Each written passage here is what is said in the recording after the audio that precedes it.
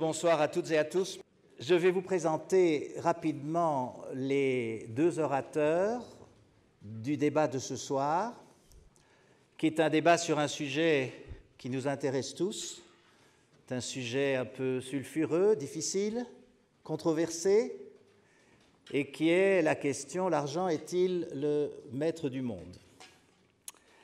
D'abord Pascal Bruckner, que certains d'entre vous ont peut-être déjà écouté à Culture d'Europe.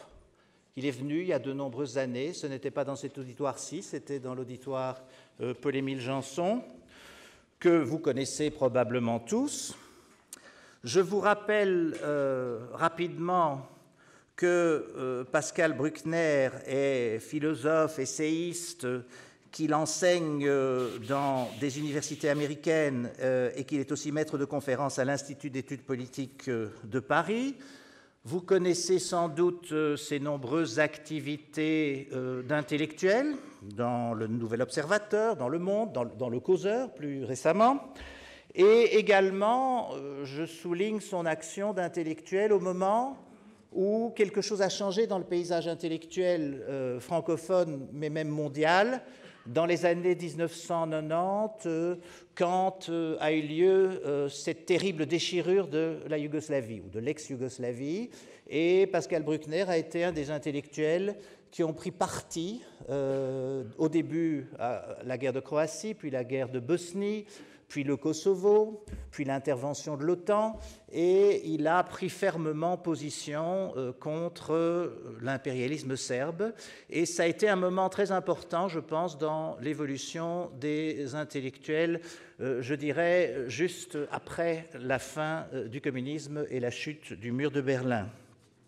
Alors Pascal Bruckner, vous savez qu'il a écrit un texte sur son père, dans lequel vous pouvez avoir des éléments d'histoire personnelle, un texte qui est très paradoxal parce que on croit souvent que Pascal Bruckner est juif, peut-être la consonance de son nom ou bien les prises de position tout simplement qu'il a prises, ce qui n'est pas. Et il a même écrit un livre qui s'appelle Un bon fils, qui a été publié en 2014, dans lequel il parle de façon très, très claire et très dure des thèses favorables aux nazis et antisémites de son père, et également de la brutalité, semble-t-il, dans la vie familiale. Donc je le dis parce que c'est évidemment public, sinon je ne parlerai pas de la vie privée, mais c'est un livre que j'ai lu et que je trouve très touchant, et ça doit être difficile de l'avoir écrit. Je voulais mentionner un certain nombre d'ouvrages qui caractérisent ce que je comprends, moi, de la démarche de Pascal Bruckner, c'est-à-dire partir de problèmes qui sont des problèmes qu'on trouve dans l'opinion, je dirais dans la doxa, et que l'on accepte parfois un petit peu comme allant de soi, et puis essayer d'aller chercher derrière un certain nombre de questions qu'on ne se pose pas ou que le politiquement correct ne se pose pas.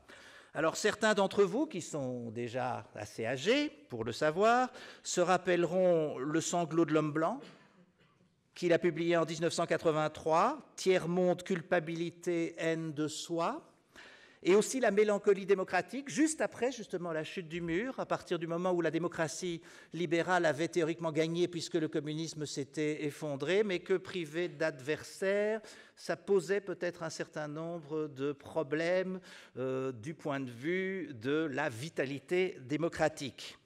Misère de la prospérité, la religion marchande et ses ennemis, l'euphorie perpétuelle, essai sur le devoir de bonheur. Sur l'écologie, le fanatisme de l'apocalypse, sauver la terre, punir l'homme. Aujourd'hui, la sagesse de l'argent dont nous allons parler, puisque nous allons parler de l'argent, s'il est le maître du monde ou s'il ne l'est pas, et un ouvrage qu'il a récemment publié sur l'islamophobie, qui s'appelle Un racisme imaginaire, la querelle de l'islamophobie. Ça lui a d'ailleurs valu, pas le livre, c'est avant la parution du livre, ça lui a valu un procès de certaines organisations qu'il a gagné en janvier 2017. Donc le livre vient de paraître, il s'appelle, enfin il est paru il y a quelques mois, Un racisme imaginaire, la querelle de l'islamophobie. Puis c'est aussi un romancier, et en particulier il a écrit un livre qui s'appelle Lune de fiel, qui a été adapté au cinéma par Roman Polanski, le film que j'ai vu, que j'ai beaucoup apprécié. Et je vais maintenant vous présenter Anne Morelli qui va jouer le rôle de discutante, qui va interroger Pascal Bruckner, qui va discuter avec lui parce que, comme il s'agit d'un sujet controversé, il entre alors totalement dans le cadre de ce que nous voulons faire dans les débats de l'ULB. Alors, Anne Morelli est professeure à l'ULB, elle est historienne. Elle a été très longtemps directrice du Centre interdisciplinaire d'études des religions et de la laïcité, le CIERL, ce qu'on appelle le CIERL, qui a fait beaucoup de recherches et d'activités sur les religions, sur la laïcité. Elle a enseigné la critique historique et l'histoire du christianisme contemporain aussi. Et sur le sujet qui nous intéresse, avant de parler du sujet qui nous intéresse, elle a aussi donné un cours de critique historique qui était un cours qui a eu beaucoup de succès parce que c'est un cours qui démontait tout un ensemble de mécanismes, en particulier les mécanismes de propagande et de propagande de guerre. Et elle est aussi connue pour avoir beaucoup écrit sur les sectes et les églises. Et donc, elle est à la fois scientifique et militante dans ce domaine-là. Mais pour le sujet qui nous intéresse, c'est-à-dire l'argent, elle a participé à un volume qu'avait édité notre collègue Jacques Socher, que vous connaissez sans doute, qui s'appelait « L'argent, valeur et valeur », valeur au singulier et valeur au pluriel. Et dans cet ouvrage, elle avait écrit un article qui s'appelait justement « L'Église catholique et l'argent ». Les suites d'une longue schizophrénie, c'est intéressant parce que Pascal Bruckner en parle pas mal dans son livre également, et elle prépare un livre sur, j'ai lu, les mondes-piétés dans les 3 religions du livre, qui s'appellera, semble-t-il, « Dieu aime-t-il le prêt à intérêt ?» si c'est ça. Eh bien, donc, là aussi, Pascal Bruckner a parlé beaucoup dans son livre des rapports entre certaines religions, en tout cas le christianisme, le judaïsme, à l'égard, le catholicisme et le protestantisme à l'égard du prêt à intérêt. Et donc, je vais céder la parole à Pascal Bruckner, qui va faire un exposé relativement bref pour donner le maximum de temps au débat, puis il se rassiera et nous engagerons la discussion. Pascal Bruckner, vous avez la parole.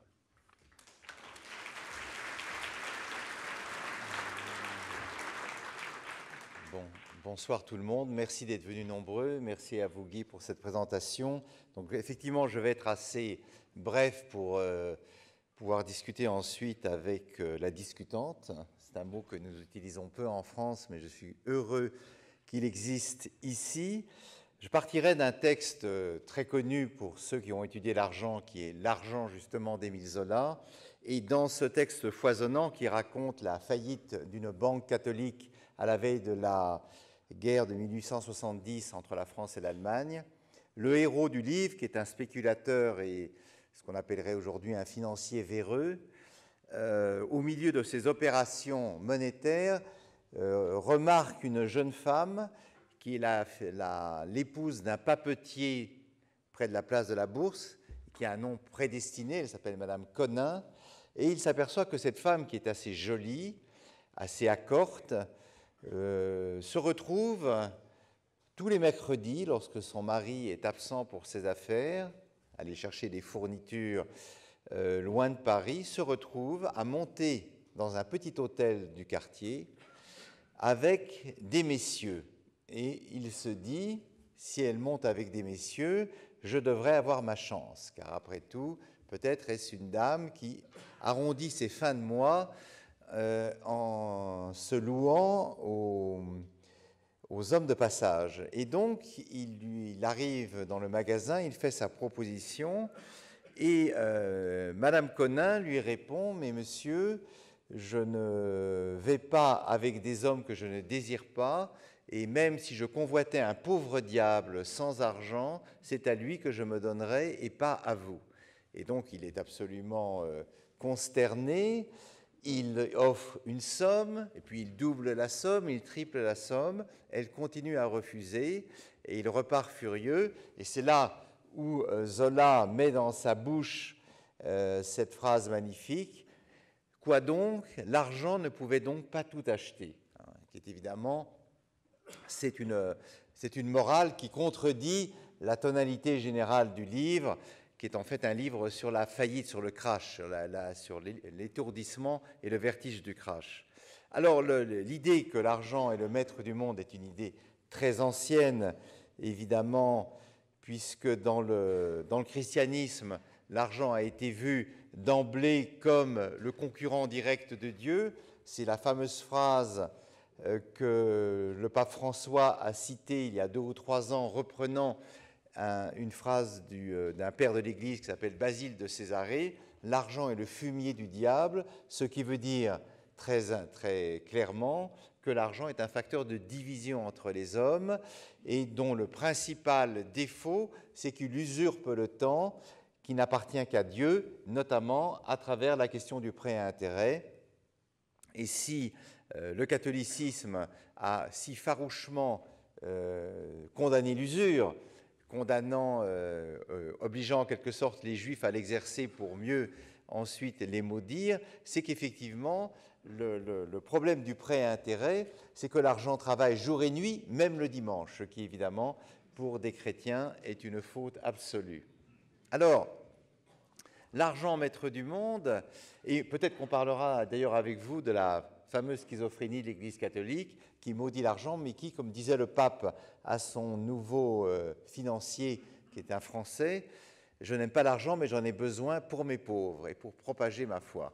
Ce avec quoi nous sommes évidemment tous d'accord, mais peut-être que cette schizophrénie vis-à-vis de l'argent, c'est celle que nous vivons tous dans la vie quotidienne. Alors, l'argent maître du monde, c'est une idée évidemment assez ancienne, mais c'est surtout une idée qui a retrouvé un regain au moment du romantisme. Parce que, souvenez-vous de vos études ou de vos lectures, le romantisme s'édifie sur un constat qui est celui des illusions perdues. Le monde de l'Ancien Régime est mort, avec ce qu'il avait de meilleur. L'épopée napoléonienne a échoué. Là, je parle évidemment plutôt du romantisme français, mais Napoléon a essaimé dans toute l'Europe. Et sous le ciel bas de la bourgeoisie et de la manufacture, l'ambiance est morose. Les mariages sont arrangés, les passions les plus belles finissent dans une sorte de pot-au-feu conjugal et la vie est soumise au règne du nouveau régime économique, le capitalisme, c'est-à-dire la dictature des horloges, la régularité et le retour éternel des mêmes activités. Et tous les grands auteurs romantiques, allemands, anglais, les anglais sont un peu à part, mais allemands et français, disent qu'effectivement, le XIXe siècle est le siècle de la platitude, de la médiocrité. C'est le règne du bourgeois, l'être le plus infâme qui soit, et que donc, dans ce siècle médiocre, le sublime ne peut se réfugier que dans le rêve ou dans la poésie, mais certainement pas dans la vie ordinaire. Et curieusement, dans ce catalogue des illusions perdues que vont décliner Balzac, Stendhal, Flaubert et Zola encore, il y a une illusion qui, elle, ne meurt pas, c'est l'illusion selon laquelle le monde est désormais livré au dieu de l'argent. L'omnipotence du dieu argent, c'est une phrase que Balzac ne cesse de répéter, et ce dieu argent, c'est lui qui, selon les romantiques, va régir l'ensemble des conduites de tous les hommes, soit pour les opprimer, soit pour les enrichir. Mais il semble qu'il n'y ait pas d'autre mode de vie et pas d'autres normes dans la société contemporaine que cette tyrannie absolument implacable du veau d'or. Et on peut se demander si finalement, dans le catalogue des illusions perdues, les romantiques n'en ont pas oublié une, qui est celle justement selon laquelle l'argent serait en quelque sorte le dernier mot de la condition humaine et qu'on pourrait calquer toute notre attitude vis-à-vis de lui. Et cette illusion, c'est ce que j'appelle la dernière illusion romantique, elle est confirmée par une autre révolution qui a eu lieu au XVIIe et au XVIIIe siècle, qui est la révolution libérale, celle qui a été portée par les Lumières écossaises, par Adam Smith, qui a été portée en France par Voltaire et Montesquieu, et illusion selon laquelle au sortir des guerres civiles européennes qui ont opposé notamment protestants et catholiques, et vous êtes bien placés pour savoir ce que la lutte contre la monarchie espagnole et l'Inquisition a coûté et à la Flandre et à la Hollande, pour sortir de cette guerre civile impitoyable qui a failli plonger l'Europe dans le chaos, et on a aujourd'hui au Proche-Orient notamment un autre exemple de guerre religieuse impitoyable, entraînant elle aussi violence et chaos, un certain nombre d'hommes réfléchissant sur la manière de pacifier l'ordre social expliquent que dans l'opposition entre la passion et la raison, on a oublié un troisième terme, et que ce troisième terme, c'est l'intérêt. Et l'intérêt, c'est précisément ce milieu qui est un facteur de mesure, qui permet de contenir les passions, notamment les passions du fanatisme religieux, sans avoir forcément la sécheresse de la raison. La raison est impuissante à contenir les passions poussent les hommes à s'entr'égorger, mais ce qui va peut-être les réconcilier, c'est précisément l'intérêt. Et donc l'intérêt, c'est ce mix de passion et de raison qui va entraîner chaque producteur, chaque commerçant, chaque travailleur à chercher dans l'existence, non pas à faire triompher son point de vue selon qu'il est huguenot ou papiste sur celui de l'autre, mais qui va au contraire tenter d'apaiser les querelles théologiques au profit d'une activité qui est relativement nouvelle dans le monde européen, qui est justement le travail rémunéré, l'échange, le commerce. Vous connaissez tous la fameuse phrase de Montesquieu sur les bienfaits du doux commerce, qui requiert une société civile paisible et une constitution favorable au peuple. Voltaire a repris également un certain nombre d'éléments en ce sens, mais on retrouve aussi chez un certain nombre de philosophes anglais, dont John Locke, l'idée très intéressante à mon sens, selon laquelle lorsque deux personnes s'engagent dans une transaction, au lieu de se regarder face à face de façon violente, elles contemplent l'objet et l'argent qu'elles vont gagner, et donc elles évitent justement de s'affronter du regard, et leur violence naturelle ou leurs convictions contradictoires vont pouvoir en quelque sorte se résoudre dans un échange qui est une sorte de gain réciproque. C'est cette horrible expression anglaise, le win-win, mais qui déjà a été théorisée par un certain nombre de gens, et qui donc devrait amener la société tout entière à travailler non pas à la discorde, mais au contraire à la réconciliation. Ce schéma, appelons-le libéral ou économiste, va être ensuite évidemment complexifié par la condition ouvrière au XIXe siècle, par l'intervention des utopistes socialistes tels Fourier, Owen, considérant Cabet, l'enfantin en France et en Angleterre, mais surtout va donner naissance au marxisme et au communisme. Et le marxisme va s'opposer frontalement à la doctrine libérale en montrant que derrière les pseudo-échanges équitables, il y a l'exploitation de l'homme par l'homme. Mais ce que le 19e et le 20e siècle vont retenir de toutes ces théories, c'est qu'au fond, notre talent de clinicien à nous autres modernes consiste en permanence à détecter sous les conduites apparemment les plus diverses le seul motif de l'intérêt. En d'autres termes, et spontanément nous raisonnons tous de cette façon, c'est qu'ont-ils à gagner à s'entretuer? Qui est derrière cette guerre? Qui est derrière ce conflit? Faut-il chercher l'intérêt des marchands de canons? Faut-il chercher l'intérêt des pétroliers?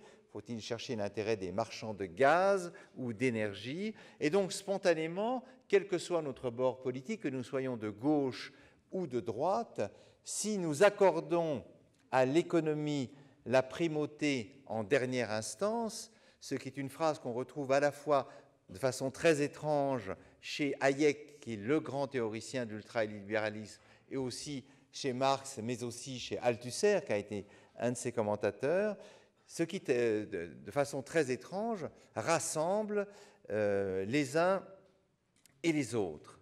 Et à cet égard, je voudrais rappeler que si l'argent est le maître du monde, alors c'est un maître qui a, à mon sens, de curieuses absences. D'abord, il faudrait s'interroger sur cette expression. C'est moi qui ai donné le titre de la conférence, donc je prends la faute sur mes épaules. Sur l'expression « maître du monde ». Maître du monde, le mot était réservé dans les siècles chrétiens, quand l'Europe était chrétienne, au seul créateur. Il n'y avait qu'un maître du monde, c'était Dieu. Il y avait un démon qui lui contestait ce titre, c'était Satan. Mais en tous les cas, il ne faisait aucun doute pour un homme du Moyen-Âge, du XVIe, du XVIIe, du XVIIIe, que s'il y avait un maître dans ce monde, ça ne pouvait être que le Très-Haut. Et l'expression maître du monde signifie simplement une sorte de traduction laïque et profane de cet élément de langage, pardon pour utiliser cette expression épouvantable à mon tour, du christianisme. Car le maître du monde, ça ne peut pas être Dieu, ça peut être forcément des concurrents plus ou moins maladroits. Et vous savez que l'expression maître du monde a été utilisée aussi par Pierre Bourdieu avec ce qu'elle peut comporter, et cela se renforce dans le domaine de l'argent, avec ce qu'elle peut comporter de dimensions occultes et même, disons-le, de complotisme, ce que l'on retrouve dans l'expression « la finance dirige le monde ». Si c'est la finance, ça n'est pas l'argent que nous gagnons, vous et moi, et qui, j'imagine, doit être assez transparent. La finance, ce sont évidemment des intérêts qui agissent en sous-main pour appauvrir les hommes.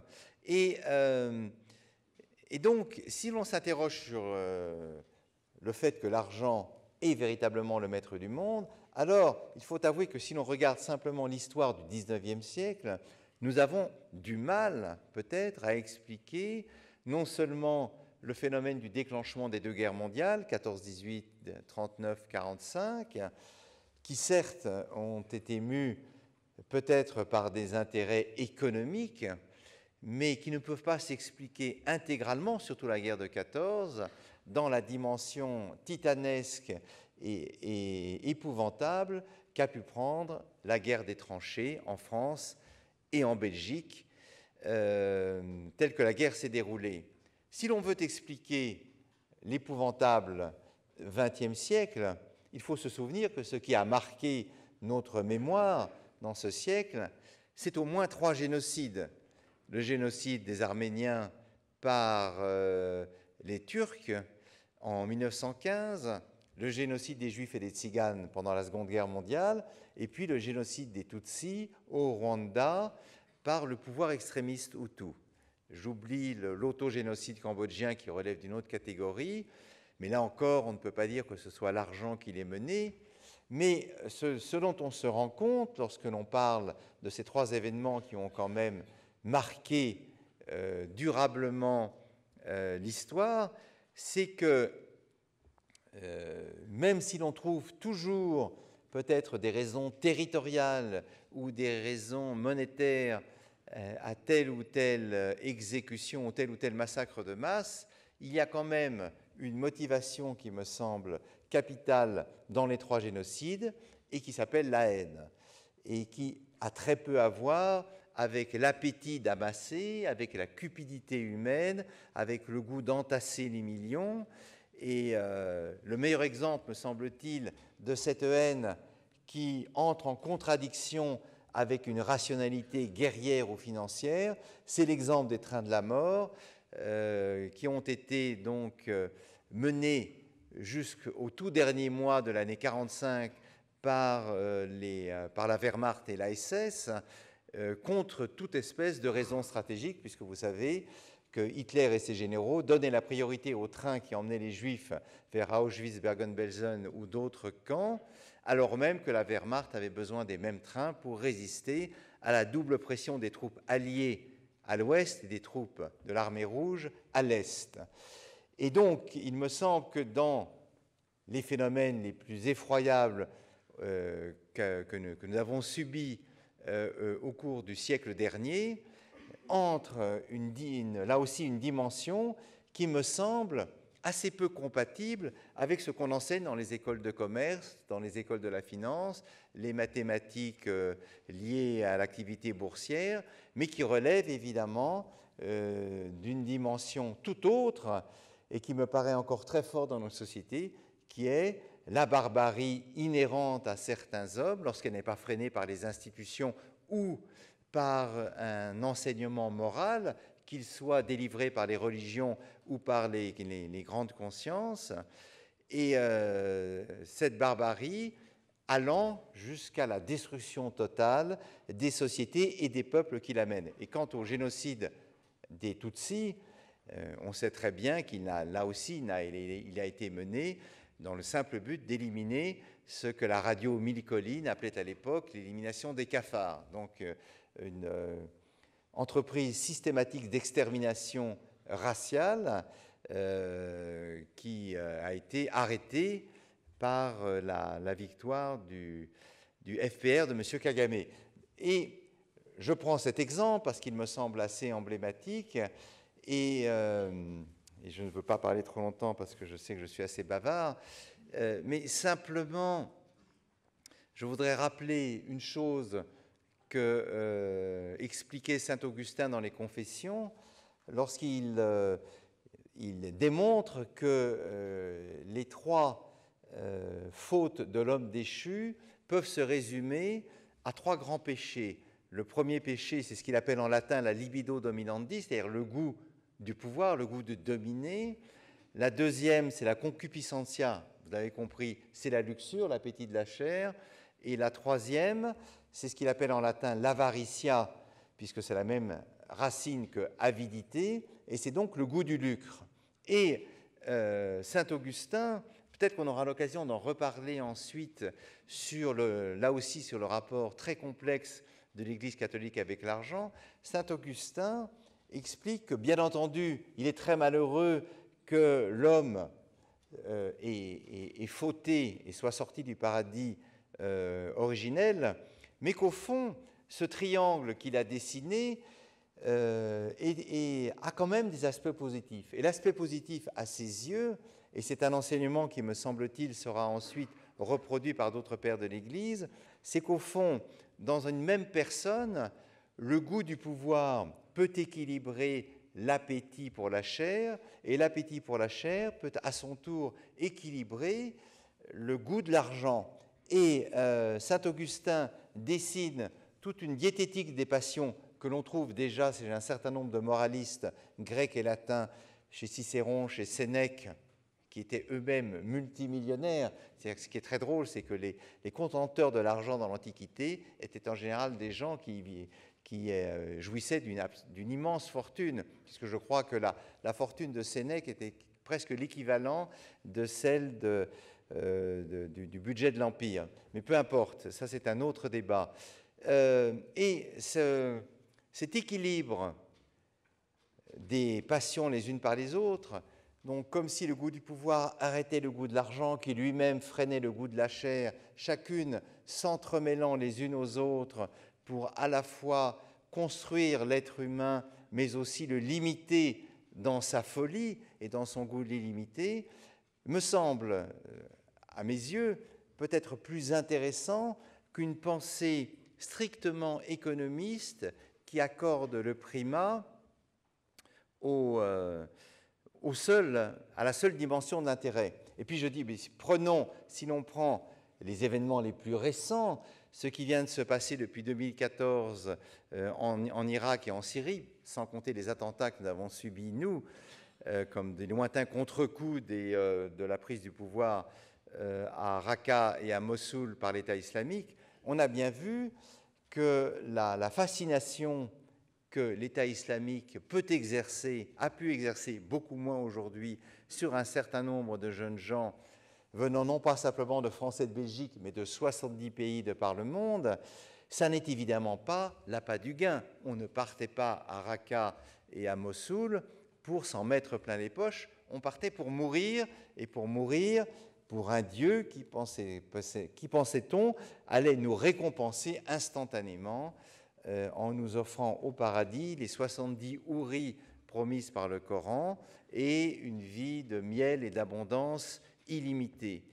Et même si évidemment, l'on fera remarquer qu'il y a dans l'État islamique une dimension financière, puisque vous savez qu'ils ont émis des billets de banque, qu'ils ont tenté d'imposer une administration financière dans les territoires qu'ils contrôlaient, il est évident qu'expliquer le terrorisme islamiste par la seule dimension financière ou à l'inverse par la seule pauvreté, c'est peut-être rater une dimension que l'on peut appeler une dimension métaphysique ou théologique, qui est notamment soulignée par un certain nombre de penseurs musulmans du Moyen-Orient ou du Maghreb, et qui, à mon avis, relègue le rôle de l'argent, proprement dit, au second plan ou même au troisième plan. Ne me dites pas que l'on va, quand on a 20 ans, se jeter dans un camion bourré de dynamite contre une caserne de soldats parce qu'on a l'appât du gain chevillé au corps. Et ce que je trouve intéressant dans le XXIe siècle, c'est qu'il est vrai qu'il y a eu, entre la chute du mur, novembre 1989, et la chute des tours, le 11 septembre 2001, 11 ou 12 années où l'on a pu croire, sous l'influence du libéralisme thatchérien ou reaganien, que l'important, c'était l'alliance de la prospérité et de la démocratie parlementaire. C'est la fameuse phrase qu'avait soufflée à Bill Clinton son conseiller lorsqu'il affrontait, je crois, le père de George W. Bush, quand il lui a dit en anglais « It's the economy stupid », qu'est-ce qui compte? Ça n'est pas la politique étrangère, ça n'est pas forcément la politique vis-à-vis des minorités, c'est l'économie imbécile, c'est-à-dire l'idée que les hommes, finalement, s'ils ont un portefeuille bien garni et la perspective de pouvoir s'enrichir, eh bien, rentreront tout naturellement dans le moule démocratique, et ça a été la grande illusion de la chute du mur et de tout ce qui l'a suivi, selon laquelle le monde entier allait se convertir au régime démocratique et à l'économie de marché, en suivant en quelque sorte l'exemple de l'Europe, devenue alors un modèle pour le monde entier. Et c'est évidemment cette illusion-là que nous payons très cher aujourd'hui, puisque, je le rappelle, l'Europe a cru qu'on était entré dans le post-historique suivant l'enseignement de Francis Fukuyama, lui-même reprenant Hegel et Alexandre Kojève. Or, l'histoire est repartie sur d'autres bases. On a cru qu'on rentrait dans le post-national, mais les nations nous disent qu'elles ne sont pas mortes, et qu'on était rentré dans le post-religieux, mais les religions sont loin d'être mortes, en tout cas dès qu'on franchit le périmètre des frontières de l'Europe, et même ici, chez nous, il y a encore des hommes et des femmes qui sont prêts à mourir pour leur Dieu. Et cette illusion selon laquelle donc la conduite économique allait diriger toutes les sociétés, eh bien, elle est morte le 11 septembre 2001, quand une poignée de pirates et de terroristes sont venus dire aux Américains qu'ils ne voulaient pas de leur ordre libéral et qu'eux étaient prêts à mourir au nom d'autres valeurs. Et nous voyons bien depuis 2001, donc depuis 15 ou 16 ans, à quel point nous assistons d'une part à l'explosion des passions religieuses, notamment dans le monde musulman, avec le corollaire qui est l'affrontement absolument effroyable entre chiites et sunnites, et la la persécution des chrétiens et des minorités, les yazidis, les sabaks et autres, et nous voyons bien comment, parallèlement, nous assistons également au réveil des empires, et quand je dis cela, je veux dire évidemment la Chine, l'Inde, mais aussi l'Empire russe, pressé en quelque sorte de faire payer à l'Europe la faillite et l'effondrement de l'Union soviétique en 1989. Et donc, au vu de ce que nous vivons, je dirais simplement que nous regretterons peut-être bientôt que l'argent ne soit plus le maître du monde. Merci.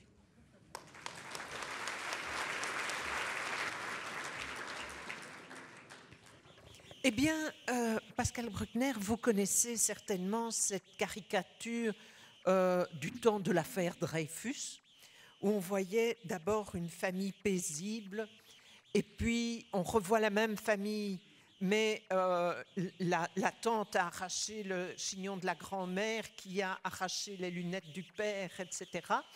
Et le commentaire, c'est « ils ont parlé de l'affaire ».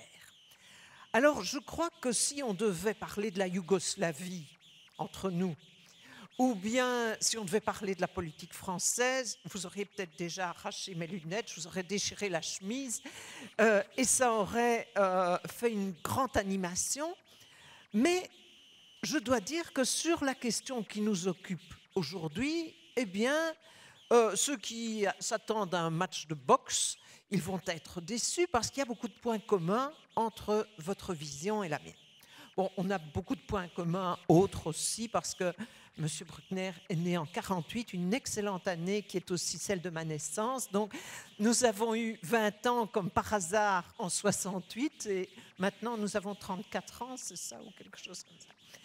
Donc, nous avons ces points communs-là, mais aussi sur la question de l'argent. D'abord parce que, au point de vue du rapport entre religion et argent, nous avons le même point de vue extrêmement laïque. Nous avons tous les deux une vision des Lumières, qui est une vision qui nous éclaire encore aujourd'hui. Nous avons aussi un certain anticléricalisme à partager. Et de mon côté, je n'ai pas honte de dire que je suis islamophobe, catholicophobe, judéophobe, bouddhistophobe, etc. C'est-à-dire que je pense que les religions sont une nuisance dans le monde et que le monde se porterait beaucoup mieux si les gens n'étaient pas séparés par ces croyances. D'autre part, je pense aussi que la richesse n'est pas une malédiction. Marx, que j'admire, Marx ne venait pas d'un milieu pauvre. Et s'il a pu développer son œuvre, c'est grâce à Engels, qui venait d'une famille richissime d'entrepreneurs allemands, et c'était grâce à ses revenus qu'il a pu nourrir la famille Marx. Et je pense que la richesse n'est jamais une malédiction, c'est l'utilisation qu'on peut en faire qui, évidemment, peut être un malheur. Et d'autre part, il y a des passages du livre de Pascal Bruckner sur lesquels je suis absolument d'accord. Quand, par exemple, il parle des banques qui avaient vendu pour des milliards de dollars à des contribuables américains et qui ensuite acceptent sans aucune vergogne d'être renfloués par ces mêmes contribuables. Alors, néanmoins, quand j'ai vu le titre que vous aviez proposé, j'ai trouvé que c'était intéressant, mais j'avais un petit peu peur qu'on dise dans un premier temps, oui, l'argent gouverne le monde, et puis on serait tous rentrés chez soi en confortant cette idée. Et en lisant le livre, évidemment, je comprends que ce que vous contestez, c'est la toute-puissance de l'argent. Ce n'est pas la puissance de l'argent, ça, il faudrait être complètement innocent ou déconnecté, mais la toute-puissance de l'argent. Et vous venez de nous expliquer qu'il y a d'autres valeurs qui interviennent. Vous avez cité l'idéologie. Il est évident que dans les exemples que vous avez donnés, l'idéologie est extrêmement présente. Mais quelles seraient pour vous les autres valeurs qui ne sont pas, disons, contaminées par l'argent. Quelles sont les valeurs qui ont encore cours aujourd'hui et qui n'ont rien à voir avec l'argent ou très peu de choses? Alors, chère discutante, comme vous n'avez que 34 ans, effectivement, vous êtes encore dans une position d'anticléricalisme, vous l'avez dit. Moi qui suis beaucoup plus vieux, c'est vrai que j'ai abandonné avec les années cette habitude que j'avais prise chez les jésuites de bouffer du curé, qui m'a nourri jusqu'à la quarantaine. Moi, j'ai un certain respect pour les religions. Et de plus en plus, alors je pense que c'est un symptôme, peut-être pas très bon, mais c'est vrai que je n'ai pas a priori d'hostilité et j'aime bien la proximité des rabbins, des prêtres, des imams. Je ne sais pas pourquoi, mais en général, ils ont un ventre assez rebondi. Le service de Dieu nourrit bien son homme ou sa femme, puisqu'il on trouve aussi un certain nombre rares, oui, rares. Donc vous m'avez demandé, vous avez parlé de l'affaire Dreyfus. Vous savez qu'à Paris, il y a une semaine, on se déchirait sur l'abstention, le vote pro-Macron. Et c'était exactement les mêmes scènes et des gens ne se parlent plus depuis lors. Donc les passions sont toujours là. Alors justement, vous me demandez quelles sont les valeurs qui contredisent l'argent. Eh bien, il y en a beaucoup. Il y a les valeurs négatives. Les passions négatives, c'est la colère, la fureur, le fanatisme, les convictions. Il y a ce très beau mot de Nietzsche qui dit le contraire de la vérité, ce n'est pas le mensonge, ce sont les convictions. Et je trouve que c'est très éclairant pour comprendre l'attitude des différents partis, notamment des partis communistes, face aux errements de l'Union soviétique, de la Chine de Mao Tse-tung, voire même du Cambodge de Pol Pot, lorsque les militants où les compagnons de route ne voulaient pas croire les témoignages que l'on leur apportait. Donc, alors, qu'est-ce qui échappe à l'argent? C'est cela, justement. Ce sont ces valeurs négatives, la volonté de triompher de l'autre à tout prix, l'envie de l'égorger, de le tuer. Tout ça, on ne peut pas dire que ce soit lié véritablement à l'argent, sauf si on le tue pour un larcin. Et vous avez d'ailleurs remarqué une chose assez étonnante, c'est que dans la chronique des faits divers, lorsqu'un voleur tue une famille pour une somme dérisoire, l'opprobre est double. Non seulement il a tué, mais en plus pour un gain minable. Si en revanche c'est un montant en l'air ou ça vaut la peine, alors. Ou un grand seigneur qui a dérobé les bijoux, par exemple, de Mme Kim Kardashian pour plusieurs dizaines de millions d'euros, alors là, on dit chapeau. On dit chapeau, quel art, quelle façon de faire. Donc effectivement, il y a toujours dans la société bourgeoise qui est la nôtre, car je pense que nous vivons tous dans des sociétés bourgeoises avec ses bons et ses mauvais côtés. Il y a toujours une admiration pour le fantomas qui réussit un coup particulièrement bien monté, et notamment le braqueur de banque jouit, en tout cas chez le téléspectateur ou le spectateur, d'une sorte de popularité, puisque c'est celui qui va tenter la fortune. Et d'ailleurs, dans le mot fortune, il y a deux dimensions. Il y a le capital que l'on possède et il y a la chance qui est ou non de votre côté. C'est un peu Robin des Bois? Oui, c'est Robin des Bois, c'est Fantomas, c'est donc tous ces gens qui peuplent notre imagination. Les valeurs positives, qui ne sont pas forcément liées à l'argent, c'est la solidarité, c'est la charité, c'est la générosité, l'authenticité, c'est l'honneur. Et c'est curieux parce que, vous voyez, quand on parle d'honneur, les élections qui viennent de se dérouler en France, je m'excuse de parler de mon pays, mais c'est parce qu'on est plein de cet événement. Ça fait quand même 6 mois que ça dure. Mais par exemple, les hommes politiques qui ont fait des allers-retours entre tel ou tel candidat, je te quitte, ah tu es bon, je reviens, ah tu as perdu, je repars.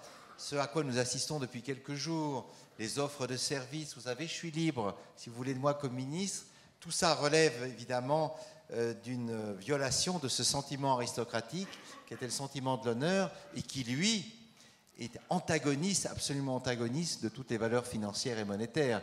Puisque justement, si on défend son honneur, cela veut dire qu'on est prêt à mourir pour quelque chose qui n'a pas de prix, qui est donc la grandeur de son nom. Et puis au-dessus de l'honneur, il y a une autre dimension que nous avons un peu oubliée dans nos sociétés bourgeoises, mais qui est une dimension fondamentale dans l'Ancien Régime, qui est la gloire.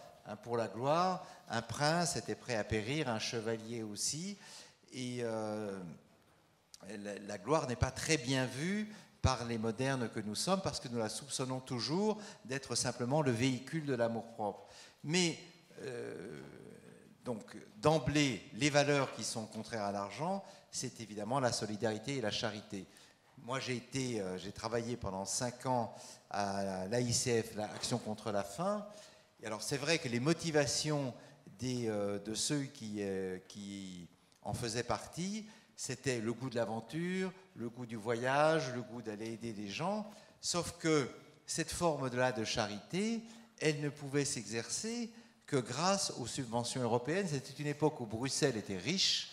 Et je me souviens que les membres du conseil d'administration faisaient des voyages à peu près 2 à 3 fois par semaine ici, parce qu'effectivement la commission avait de l'argent plein les caisses, donc c'est une autre époque, et que nous pouvions financer des puits en Afrique, des projets de rénovation dans les zones de guerre en Afghanistan et au Pakistan, et que donc si la motivation première, c'est évidemment la générosité, l'envie d'aller aider les autres, et je crois que la grande innovation de la charité, de l'humanitaire contemporain, c'est que autrui, ça n'est pas celui qui est mon proche, mais mon prochain peut être à des milliers de kilomètres de chez moi, et il est quand même mon frère dès lors qu'il souffre.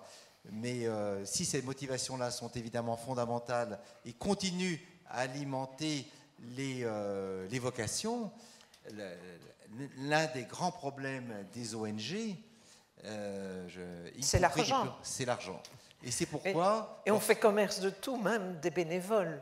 Oui, mais je pense que c'est l'argent mis au service de quelque chose de plus noble que lui-même. Et vous savez, moi je suis très frappé par le fait que lorsque vous sortez du métro à Paris, et ça existe ici aussi à Bruxelles, vous avez des bénévoles de Médecins du Monde, Médecins sans frontières, Oxfam, qui viennent vous aborder et demander votre signature. Et donc on est dans une attitude que je trouve moins embarrassante, qui est un peu une attitude de racolage, c'est-à-dire qu'on sollicite votre suffrage, votre signature, votre chèque, même si vous n'avez pas le droit de payer tout de suite. Mais effectivement, une charité qui est dépourvue de tout appui financier est une charité un peu désincarnée, parce que quand vous allez dans une mission en Afrique... Mais est-ce qu'il faut faire la charité ou bien est-ce qu'il faut avoir la justice? Alors voilà, donc c'est une très bonne question. Eh bien, je crois que l'exemple des grands recevoir la charité est quelque chose d'humiliant. Alors oui, alors je suis tout à fait d'accord avec vous. Donc là, il le dit. Voilà, donc évidemment, il faut distinguer la justice qui est en général gérée dans nos pays par l'État. Oui. Nous sommes Européens. Et la grande différence entre nous et les États-Unis, c'est que nous pensons que c'est à l'État d'aider les plus faibles, les plus défavorisés, et que la charité ne doit pas ressortir uniquement du privé. Et donc c'est vraiment la divergence fondamentale qui sépare un Belge, un Français, un Hollandais, un Suisse d'un Nord-Américain. Je parle des États-Unis, je ne parle pas du Canada. C'est que nous pensons que c'est à l'État d'assurer un filet de protection et de ne pas abandonner les misérables, les plus misérables dans la société, à leur sort. L'invention de la sécurité sociale, je crois, par Bismarck à la fin du XIXe siècle, sa recréation en France par un certain nombre de penseurs humanistes, et sa propagation par le mouvement socialiste ou républicain font qu'effectivement, nous pensons que c'est à l'État de faire ce travail-là.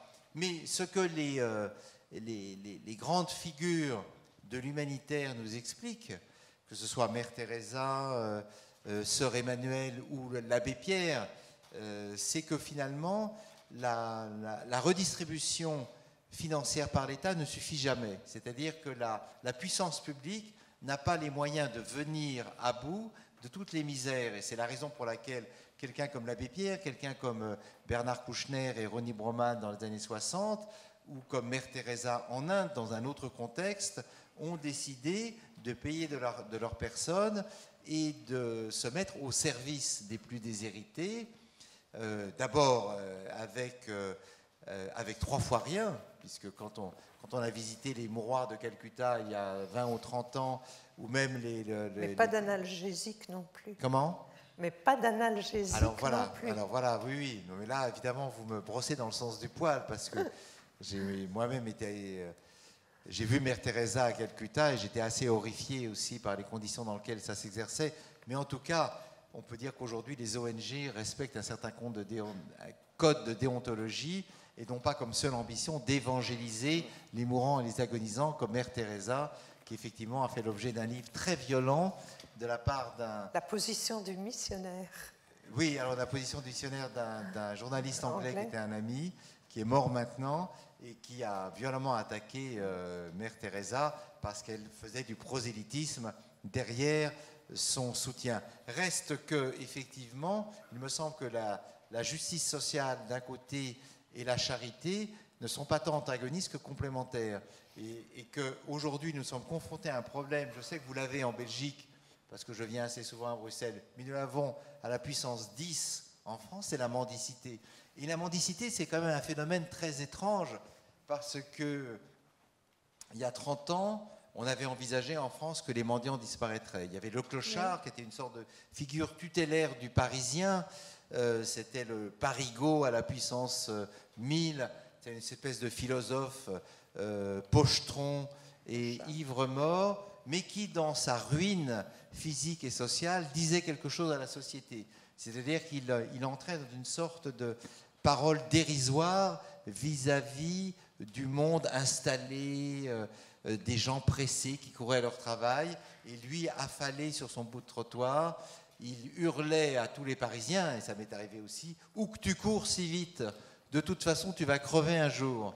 Et c'était donc la philosophie du clochard qui a été merveilleusement illustrée par un film qui s'appelle Boudu sauvé des eaux, qui est aussi d'ailleurs une fable sur, Michel Simon, qui est une fable sur la générosité, puisque vous savez, pour ceux qui l'ont vu ou pour ceux qui ne l'ont pas vu, Boudu sauvé des eaux, c'est un clochard désespéré qui se jette dans les eaux de la Seine. Un libraire bibliophile voit cet homme qui se noie. Il ne va pas être récompensé. Voilà, exactement. Il se jette à l'eau, il le ramène, il le sauve, il le nourrit.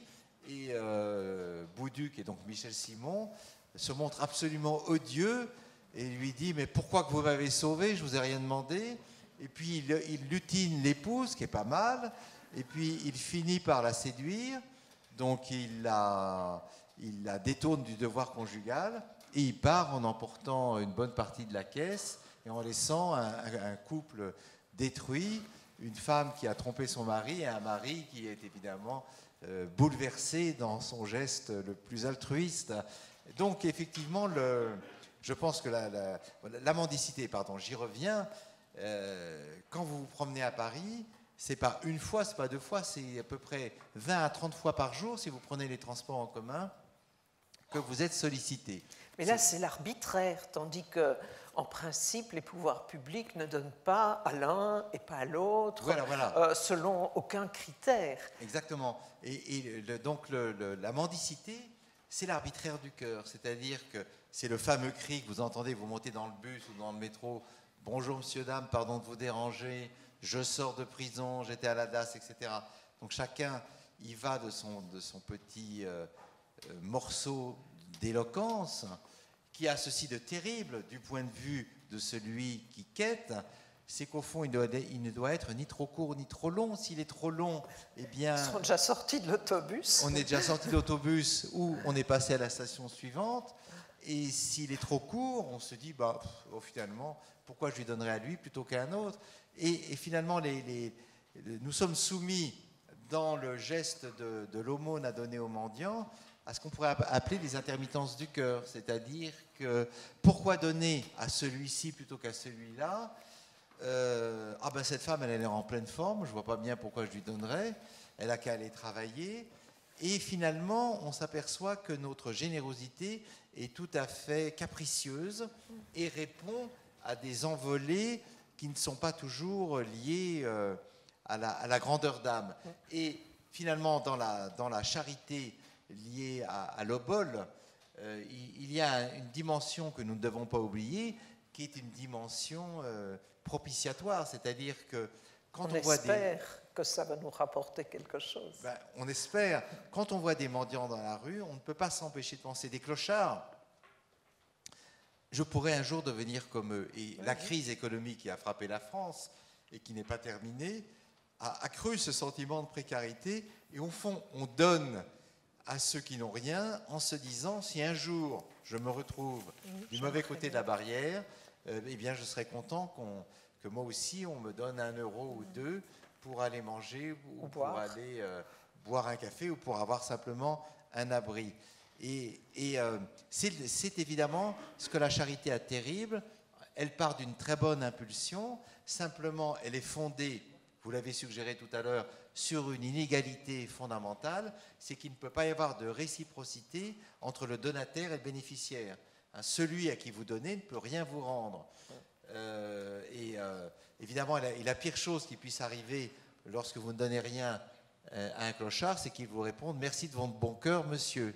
Alors là, évidemment, vous vous sentez honteux, vous partez, les épaules rentrées, mais effectivement, la charité ne peut pas remplacer la justice, mais on s'aperçoit que la justice ne peut pas non plus combler toutes les misères de la société. J'ai une question à vous poser. Par rapport à ce que vous avez dit tout à l'heure, il me semble que, dans la thèse que vous défendez dans le livre et que vous avez défendue dans votre exposé, je vois 2 dimensions, pas du tout contradictoires, mais simplement 2 dimensions différentes. La première, c'est ce que vous avez dit tout à l'heure, c'est de dire que dans le mal du monde à l'heure actuelle, et peut-être pas spécialement à l'heure actuelle, il n'y a pas que l'argent.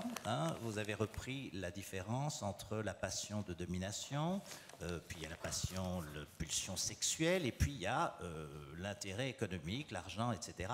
Et vous avez donné des exemples, Daesh, etc., qui montrent qu'il est difficile, sauf de façon très réductrice, de réduire un certain nombre d'actes de barbarie en particulier à l'intérêt. Vous avez mentionné Hitler à la fin de la guerre qui déportait les Hongrois et effectivement à un certain moment où il avait sans doute besoin pour lutter contre les Soviétiques et les Américains des trains et des ressources humaines et matérielles. Donc vous dites effectivement, n'interprétons pas, n'essayons pas de comprendre le mal contemporain uniquement en termes d'argent. Et donc dire l'argent c'est le maître du monde, c'est une simplification. Mais par ailleurs, il y a une autre dimension, parce que vous avez bien rappelé, et vous le faites plusieurs fois dans votre livre, la mentalité 19e siècle, si on peut dire de façon générale, et qui consistait à dire, au fond, le bourgeois, l'homme de l'argent, ça désenchante le monde, ça détruit toutes les valeurs, tout se paye, et donc ça détruit la générosité, la loyauté, etc. Et donc il y avait cette idée que par rapport aux grandes valeurs d'honneur, etc., l'argent avait un côté destructeur de toutes ces valeurs. Or, ces valeurs, nous en avons besoin aujourd'hui. Vous le dites dans votre livre, ce dont on a besoin si on considère que effectivement les démocraties libérales avec le capitalisme, ce sont les sociétés qui ont créé effectivement un maximum de liberté, mais qui peuvent créer des pathologies énormes. Il y faut de la loyauté, de la fidélité, des vertus citoyennes, etc. Est-ce que ça veut dire que c'est parce que vous considérez que ces vertus, il y a encore un potentiel pour ces vertus, et qu'au fond le 19e siècle avait tort de croire que quand même la progression de la domination de l'argent, même si elle n'est pas la seule, allait éliminer toutes ces vertus?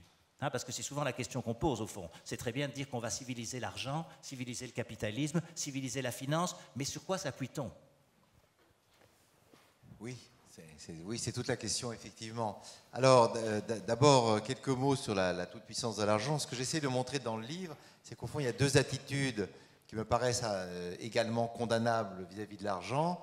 C'est sa condamnation, comme nous le faisons en France très volontiers, et cette campagne électorale l'a encore montré. Il y a son adulation.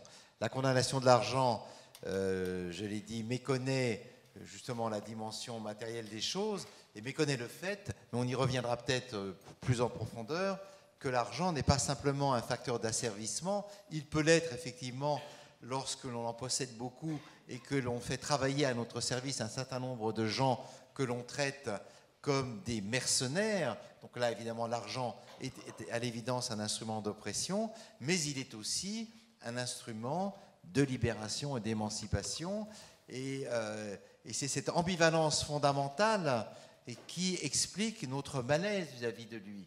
Le fait que quand on dit du mal de l'argent, on a envie de le défendre, et quand on le défend, on a envie de l'attaquer, puisque c'est un bien qui fait du mal et un mal qui fait du bien, et ce que les Grecs avaient déjà très bien compris, non pas tous les Grecs, mais en tout cas ce que le premier a théorisé de façon éclatante, c'est Aristote. Platon avait condamné l'argent dans la cité, puisque les marchands étaient relégués au dernier rang des hommes dignes d'habiter dans sa république.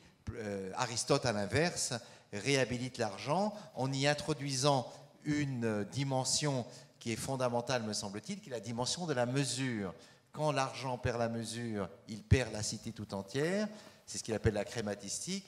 Quand l'argent est gagné avec mesure, eh bien, il est la source de toutes les vertus, de toutes les joies. Et c'est très curieux de voir que Aristote, qui a inspiré Marx, explique que une bonne vie, c'est d'abord une vie où l'on peut jouir d'une certaine fortune matérielle, ce qui est quand même, ce qui paraît extrêmement moderne aujourd'hui. Et alors, l'autre attitude d'adulation de l'argent me paraît tout aussi naïve, et on la trouve bien entendu surtout chez les Nord-Américains et chez un certain nombre de théoriciens.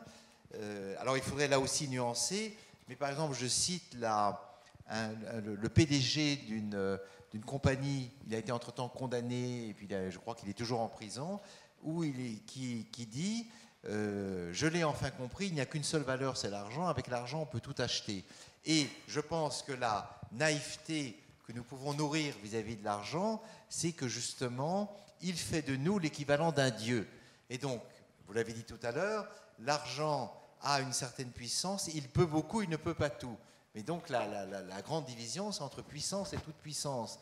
Effectivement, avoir de l'argent, ça permet de bien se loger, de bien soigner, d'avoir une vie plus agréable, de ne pas se refuser un certain nombre de loisirs ou de plaisirs qui sont interdits aux plus démunis. Maintenant, croire que l'argent va nous acheter des valeurs inaccessibles au commun des mortels est une sottise, en tout cas est une illusion très coûteuse pour le cas, très coûteuse psychiquement. D'abord, nous savons parfaitement que l'argent n'achète pas l'amour. Vous savez, oui, je voulais vous demander justement si vous classeriez l'amour dans la liste des valeurs qui ne sont pas achetables avec de l'argent. Ah ben, bien sûr. Vous savez, vous avez ces fameuses thèses de Marx dans les manuscrits de 1844, où il dit que l'argent a cette idée extraordinaire, c'est qu'il fait fraterniser les incompatibles. Il dit le lait peut s'acheter une femme belle, le gros peut devenir svelte, l'idiot peut devenir intelligent, et il cite Shakespeare, Timon d'Athènes, qui explique justement que grâce à l'argent, même un malade peut paraître en bonne santé. Il ne connaissait pas la duchesse d'Albe qui, à 85 ans, a épousé un jeune fonctionnaire espagnol. Ce serait la même situation où on se pose la question, bon, elle était peut-être pleine d'une vie intérieure très intense et de charme, mais ce jeune fonctionnaire l'aurait-il épousée si elle était une retraitée modeste? Alors ça, mais vous savez, on peut poser cette question pour beaucoup de personnages de l'actualité. Donc là, nous engageons pour des présidents nabos. Un autre débat, mais qui est intéressant, parce que je trouve... Non, elle est bien, non. Non, mais ce que je trouve intéressant juste... Je parle de Brigitte Macron. Non, mais ce que je trouve intéressant justement... 85 ans. Non, mais ce que je trouve intéressant chez notre nouveau président, c'est que justement, il a renversé un cliché. Le cliché, c'est un homme de mon âge avec une femme plus jeune. Lui, c'est le contre-cliché que vous savez que Julien Drey a appelé Emmanuel Macron le dragueur de vieux, car effectivement, si vous regardez ses supporters, c'est quand même pas des perdreaux de l'année. Alain Minc, Jacques Attali, Lynn Renault, Stéphane Bern, bon, c'est pas non plus des gens qui sont nés au XXIe siècle. Mais bon, alors, pour passer là-dessus, effectivement, je pense que l'amour reste la valeur par excellence qui échappe on n'achète pas l'amour, on loue un corps. C'est très différent. Vous vous souvenez de ce multimilliardaire américain qui avait épousé à 80 ans une espèce de bombe sexuelle de 20 ans qu'il exhibait à côté de lui. Elle était regonflée de partout, un peu un arbre de Noël avec des bijoux. Et elle ne cherchait même pas à cacher. Elle disait oui, je t'aime, je t'adore, mon amour, mon chéri, mais elle ne cherchait même pas à cacher le but de ce mariage qui était effectivement l'héritage et la disparition prochaine du chéri, du cher milliardaire. C'est ce que les Américains appellent les gold diggers, les chercheuses d'or. Et toute la littérature du 19e siècle française est fondée sur cette double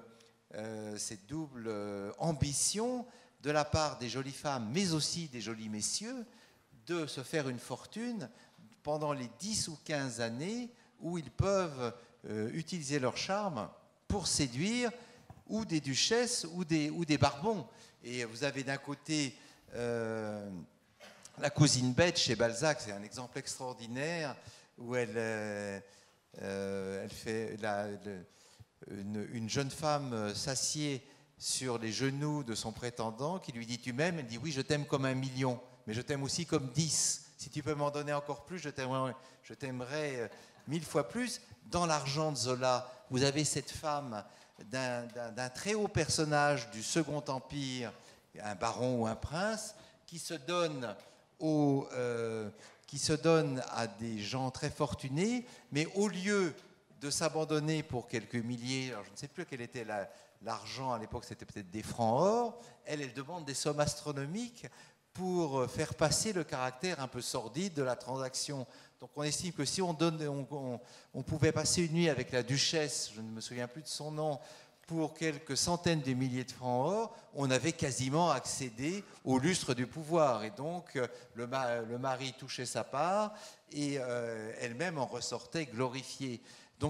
Et alors Bellamy de Maupassant, c'est l'exemple même d'un beau garçon qui réussit grâce aux femmes et qui, parti du ruisseau, finira par accéder aux plus hautes fonctions. Mais est-ce que dans un certain nombre de cas, la question n'est pas plus le manque d'argent que l'argent? C'est-à-dire, bon, moi j'ai déjà donné cours au Congo, je suis sûr que si je sors de l'amphi et je dis qui est-ce qui veut m'épouser, ben, il y a 15 jeunes garçons qui se précipitent en disant moi, je l'avais demandé avant vous.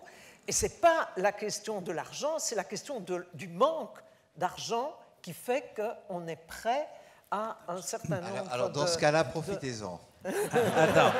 Parce que malgré tout... Attends, je voudrais poser une question plus générale à Anne. Tu as dit tout à l'heure, tu as dit ton accord sur certaines thèses de Pascal Bruckner dans le livre. Là, vous n'êtes pas d'accord sur la religion, mais en quoi n'es-tu pas d'accord? Non. Tu lis le bouquin? Oui, j'ai lu le bouquin et je trouve que c'est intéressant de voir que, à propos de l'amour, il y a vraiment deux hypothèses. C'est-à-dire que ça échappe à l'argent et c'est lié à l'argent. Il n'y a pas moyen de trancher dans cette question. Je ne sais pas si Non, mais vous avez tout à fait raison. Alors l'amour est un très bon exemple. D'abord, il y a un proverbe africain que je cite, quand la pauvreté entre par la porte, la bourse sort par la fenêtre. Et je trouve que c'est un proverbe très intelligent, très subtil, parce qu'effectivement, même dans l'amour, qui répond à une toute autre logique que la logique financière, il y a quand même quelque chose de l'ordre du calcul. Et je vais prendre 3 exemples très simples. Dans la relation amoureuse, nous l'avons tous éprouvé à un moment ou à un autre. La formule « je t'aime », pour prendre le summum de l'aveu et de la déclaration, lorsque l'on dit « je t'aime » à la personne pour qui l'on éprouve les sentiments les plus tendres, c'est une formule qui demande une réponse. Vous ne dites pas « je t'aime » puis ça tombe dans un grand silence. C'est « je t'aime aussi » et moi aussi. Et une fois que la formule est proférée, elle demande à être réitérée encore et encore parce que ce premier aveu ne vous donne pas quitus des sentiments de l'autre. Et alors, très curieusement, cette formule « je t'aime » c'est une déclaration d'amour, mais elle peut aussi se transformer en déclaration de guerre si l'on estime que l'on n'a pas été, et l'expression est passionnante, payé de retour. Payé de retour. On le dit au début, quand les amants se rencontrent, le plus amoureux dit « je ne te mérite pas ». Et ensuite, c'est « tu ne me mérites pas, j'ai sacrifié mes meilleures années, cela fait 10 ans que j'use mon énergie à te supporter, tes humeurs, tes sautes, tes tromperies, et c'est insupportable, et voilà comment tu me récompenses ». Donc, nous sommes là, effectivement, dans le langage de la récompense et de la rétribution. Vous donc dites on voit quelque bien, chose de terrible, vous dites en amour, on roucoule et on calcule. Oui, on roucoule et on calcule. Et on calcule dans 2 domaines très différents, qui sont quand même, là aussi, peut-être un peu délicats. Mais enfin bon, je ne vois que des adultes dans cette salle. La sexualité, l'émancipation féminine et la libération des mœurs a mis le problème sexuel au centre de la vie conjugale. Vous savez, Emmanuel Kant disait dans son traité sur le mariage, c'est l'appropriation des organes génitaux de l'autre. Bon, c'est pas très amusant comme programme, parce qu'une fois qu'on se les a appropriés, il faut quand même en faire quelque chose. Et c'est vrai qu'une des grandes revendications du féminisme au XXe, au XXIe siècle, c'est d'arriver à une certaine réciprocité des plaisirs et d'arriver à ce que l'homme oublie son égoïsme spontané, puisque précisément nos 2 érotismes, celui des hommes et celui des femmes, ne sont pas tout à fait organisés de la même façon. Et puis il y a un 3e domaine aussi où il y a du calcul, et là je crois que c'est là où véritablement la réciprocité est la plus forte, c'est le domaine très trivial des tâches ménagères. Vous habitez avec quelqu'un, eh bien oui, le matin, qui fait le petit déjeuner, qui débarrasse, qui va faire les courses, qui prépare le dîner, tu peux m'apporter un verre d'eau, tu peux aller descendre les poubelles, tout cela, ce sont des détails très ordinaires, mais il y a des couples qui meurent tout simplement parce que les griefs se sont entassés comme les piles d'assiettes au bord de l'évier. Et donc, qu'est-ce que c'est qu'un couple? C'est effectivement une unité affectueuse et affective où le sentiment est censé résoudre tous les différends, toutes les disputes, toutes les contrariétés, mais vient un moment aussi où il faut, pour le coup, solder les comptes et se demander si l'on n'est pas le grand perdant de la vie avec l'autre. Et c'est comme ça que les couples finissent par se séparer. Et je ne parle même pas de l'éducation des enfants, qui là aussi fait l'objet de négociations sans fin. Si bien qu'un couple, c'est un peu... c'est une petite nation, mais c'est aussi... Chacun est l'ambassadeur en quelque sorte de son propre pays et essaye de défendre sa cause vis-à-vis de l'autre, jusqu'au moment où les couples, lorsqu'ils sont en crise, sont obligés de se représenter avec un tiers qui est un coach, qui est un conseiller conjugal, un psy, un psychiatre, ou des amis lorsque la scène... et les scènes éclatent trop souvent. Et justement, la scène conjugale, c'est ce moment très intéressant où l'on liquide le passif. Vous savez, c'est comme... on ne peut pas liquider les dettes entre nations avec des scènes, parce que sinon, effectivement, nous ne les rembourserions jamais. Mais la scène de ménage, c'est ce moment de purgation où un couple se hurle dessus, ou s'insulte, ou s'invective, et ensuite retrouve un certain apaisement, une fois que tout a été dit, une fois justement que la boîte aux reproches a été vidée, jusqu'à la prochaine fois, mais qui permet justement à la passion de renaître si elle doit renaître, ou au contraire de disparaître si véritablement la cellule conjugale est arrivée au bout de ses propres ressources. Et la grande différence, pardon, et puis après je vous laisse la parole, la grande différence entre l'amour moderne et l'amour d'hier, c'est qu'hier on se mariait par intérêt. Et donc... et pas aujourd'hui? Plus aujourd'hui? Moins aujourd'hui. Enfin, en tout cas, l'intérêt est second. Mais hier, on ne se mariait pas, on était mariés par la famille, par les parents, par la lignée. Et donc, mes grands-parents se sont encore mariés par intérêt, par des alliances. Et si l'amour venait au cours des temps, c'était une merveilleuse surprise et on s'en félicitait. Mais si l'amour ne venait pas, ça n'était pas bien grave puisque le mari était là pour assurer la subsistance et la femme éduquait les enfants après les avoir mis au monde. La grande difficulté de l'amour moderne, c'est que, en principe, il n'est fondé que sur le désir et la passion, mais que justement, les problèmes financiers renaissent lorsque la passion et le désir s'étant éteints petit à petit. On veut faire payer l'autre de ne plus éprouver à son égard la moindre attirance. Et c'est les fameuses séances terribles. Enfin, je ne sais pas si vous avez divorcé. Quelquefois. Moi, oui. Mais c'est les séances terribles devant le juge où l'on s'invective à travers les avocats. Tu m'as floué, tu m'as roulé, tu me dois tant.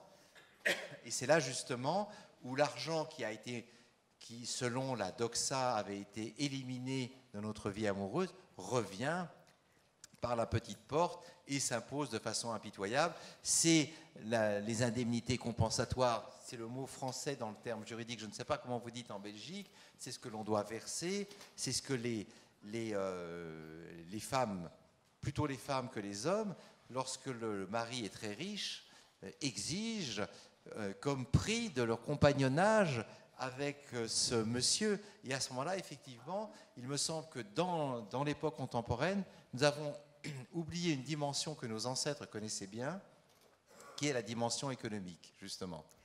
Vous prônez une certaine aisance, et je crois qu'on est rare dans la salle à vous contredire à ce sujet, mais est-ce qu'il y a moyen de définir ça, une certaine aisance ? Ou bien est-ce que la frontière qui divise la certaine aisance de la gêne et de la richesse, est-ce que c'est une frontière un petit peu comme l'équateur, c'est-à-dire plutôt une ligne imaginaire ? Quand vous passez l'équateur pour aller au Brésil, vous la sentez, la ligne, hein, parce que là, vous êtes secoué comme des balles de tennis. Non, alors la question, c'est toute la question de la richesse que vous posez là. Qu'est-ce que c'est une aisance, une honnête aisance ? Parce que c'est un fil conducteur, disons, oui, dans bien le sûr, livre, je suis tout de à dire fait il ne faut d'accord pas avec être milliardaire, il ne faut pas être pauvre, il faut une honnête aisance. Mais qu'est-ce que c'est ? Est-ce que ce n'est pas quelque chose de tout à fait subjectif ? C'est quelque chose d'assez subjectif et c'est quelque chose évidemment qui varie selon que l'on vit dans les villes ou dans les campagnes. Vous savez, c'est Émile Zola disait être pauvre à Paris, c'est être pauvre 2 fois. Pourquoi ? Parce qu'il y a là, dans les grandes villes, c'est pareil ici évidemment, vous marchez dans la rue et vous voyez en permanence ce spectacle de ces gens qui ont une plus belle voiture que vous, qui sont mieux habillés, dont manifestement les loisirs sont plus intéressants que les vôtres. Et l'argent introduit dans notre existence depuis la Révolution française, c'est-à-dire depuis que la modernité existe, une dimension, là aussi, qui est une dimension fondamentale des sociétés démocratiques, qui est l'envie. L'ancien régime savait canaliser l'envie parce que c'était une société de naissance où votre statut était en quelque sorte marqué par votre rang. Vous naissiez manant, serf, bourgeois, commerçant, duc, comte ou prince, et à partir de là, vous n'aviez aucune espérance de sortir de votre état. Vous étiez en quelque sorte prédestiné. La modernité, la Révolution française et la Révolution américaine ont bousculé cette condition-là en disant à chaque homme et chaque femme, vous n'êtes pas condamné à votre date de naissance, vous n'êtes pas condamné à votre croyance, vous n'êtes pas condamné à votre sexe, tout est ouvert en principe. Et cette possibilité offerte à chacun d'entre nous depuis la Révolution française, en quelque sorte de forger le destin qui lui plaît, est à la fois une liberté extraordinaire, puisque l'on voit des gens partis de rien devenir millionnaires ou mener la vie qu'ils veulent, mais met en branle une passion qui est probablement l'une des pires passions du monde démocratique, qui est l'envie, la haine et la jalousie impuissante, pour reprendre une citation de Stendhal, je crois que c'est dans Le Rouge et le Noir. Alors, qu'est-ce que c'est que l'envie ? C'est cette idée tout à fait naturelle et que nous éprouvons tous les jours, selon laquelle, puisque tous les hommes sont égaux en droit, pourquoi certains ont-ils plus que moi? Au nom de quoi tel ou tel élève dans ma classe réussit-il mieux, a-t-il de meilleures notes, alors même que nous sommes de même intelligence? Et effectivement, avec les différences financières, l'envie a ceci de tout à fait intéressante, qu'elle est chiffrée. C'est-à-dire que dans la transparence des salaires, vous n'avez plus besoin d'évaluer les qualités de tel ou tel de vos amis. Est-il plus séduisant que moi? Est-il plus jeune? Est-il, je ne sais pas, est-il un homme plus agréable de compagnie? Mais combien gagne-t-il? Pourquoi gagne-t-il plus que moi? Au nom de quoi? Qu'a-t-il fait que je n'ai pas fait? Qu'a-t-il fait que j'aurais dû faire? Et effectivement, cette jalousie que l'on peut avoir en convoitant le salaire des autres nous fait entrer dans une sorte de cycle d'amertume perpétuelle, parce que l'on voit bien que la société capitaliste est fondée sur la course, en quelque sorte, au salaire toujours plus élevé, que l'on fait miroiter aux jeunes gens qui sortent des écoles. Alors là, on pense évidemment aux traders, et je pense évidemment au film au Loup de Wall Street, qui est tout à fait caractéristique de cela, puisque l'on voit bien que les jeunes gens sont prêts à travailler 20 heures par jour et à s'user pendant 8 ou 10 ans pour ensuite gagner une très grosse somme, et qu'il y a là-dedans une dimension érotique incomparable et une dimension de pouvoir. Il faut écraser les autres avec son salaire. Maintenant, je dirais que qu'est-ce que c'est qu'une honnête aisance? C'est une aisance, à mon sens, qui est équilibrée par d'autres passions, justement. C'est-à-dire que c'est un salaire qui vous permet de vivre confortablement, tout en exerçant un certain nombre d'activités qui ne sont pas uniquement comptables en argent et en espèces. Et donc, effectivement, l'honnête aisance est toujours comparable à celle que gagnent les autres. On sait très bien que dans la fonction publique, les barèmes sont fixés à l'avance, que dans les entreprises privées également, que dans les métiers d'enseignants, en Belgique comme en France, vous avez des salaires de fin de carrière. En France, ils ne sont pas extraordinaires quand on sait le travail que demande le métier d'enseignant, notamment au niveau des agrégés. Simplement, cette modération des salaires, d'abord, elle est compensée par je prends le métier d'enseignant, celui que je connais mieux. Des satisfactions symboliques. Alors, par des satisfactions symboliques, voilà, et par des vacances importantes, mais par des satisfactions symboliques qui fait qu'effectivement, nous avons eu tendance à renverser depuis 30 ans l'ordre des priorités, en mettant en avant le salaire des présentateurs de télévision, des grands sportifs, d'un certain nombre de grands artistes qui gagnent des millions. Et c'est très curieux de voir d'ailleurs que la réprobation que les Français manifestent vis-à-vis de l'argent va uniquement au salaire des grands PDG ou des grands entrepreneurs. Pas des footballeurs. Mais jamais des sportifs, dont je ne méconnais pas la très grande forme physique. Mais enfin, taper dans un ballon pendant 5 ans, ça ne justifie pas forcément qu'on vous rachète à 300 millions d'euros comme des trophées. Et donc, effectivement, ce qui permet à la société de vivre et de survivre, c'est qu'elle n'est pas fondée sur l'argent uniquement, mais qu'elle est fondée sur des valeurs de partage, de transmission, d'enseignement des connaissances, d'admiration des œuvres esthétiques, de générosité, de culture des valeurs familiales, de culture tout simplement, et c'est pourquoi nos sociétés sont le siège d'un affrontement dont avait bien parlé un professeur de Harvard qui s'appelle Michael Sandel dans un livre qui s'appelle Peut-on tout acheter avec l'argent? L'argent peut-il tout acheter?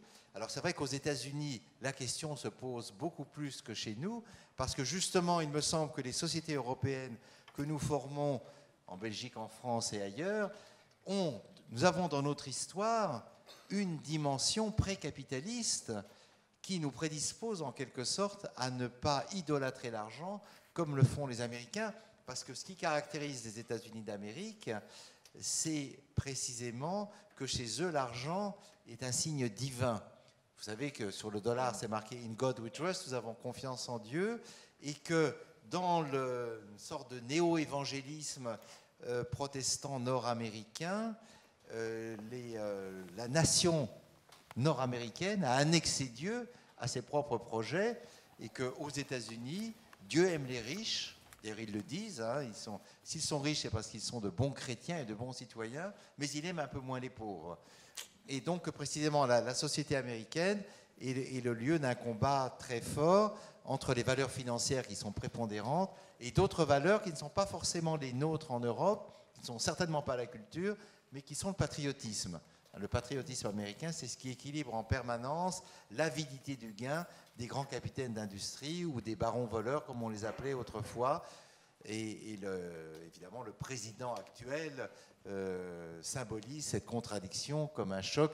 Lui, il a une troisième dimension qu'il a intégrée, c'est la dimension du divertissement, qui est tout à fait visible dans cet entretien stupéfiant que j'ai vu, je crois que c'est sur CNN ou Fox News, où excusez-moi, je digresse, mais bon, c'est amusant de digresser, où Donald Trump explique à une jeune intervieweuse qui lui dit « Mais comment vous avez décidé de bombarder les bases syriennes qui avaient donc répandu du gaz sarin sur des villes de la rébellion ?» Alors il lui dit « Écoutez, j'étais en train de manger un gâteau gros comme ça, plein de crème, avec le président chinois, et je lui dis « Monsieur le Président, on vient de bombarder l'Irak. » Alors elle la regarde et dit « Non, c'est la Syrie. » Alors il la regarde et dit « Ah oui, la Syrie, oui, ok, bon. » Et donc effectivement, il y a cette dimension tout à fait divertissante, mais quand même terrifiante quand on sait que le docteur Folamour a quand même la mallette atomique près de sa chaise, mais heureusement, il est bien entouré. Mais je pense qu'il se retiendra, si un jour l'humeur le prend, d'appuyer sur le bouton rouge. Il se servira peut-être d'une autre part de gâteau, sera entraîné par l'état-major du Pentagone vers d'autres activités. Mais toujours est-il qu'effectivement, ce qui caractérise l'Europe, me semble-t-il, dans cet affrontement des valeurs, parce que, en fait, la vie, notre vie d'être humain comme la vie des sociétés, c'est une lutte permanente entre des valeurs contradictoires. Chacune se bat pour assurer sa prééminence.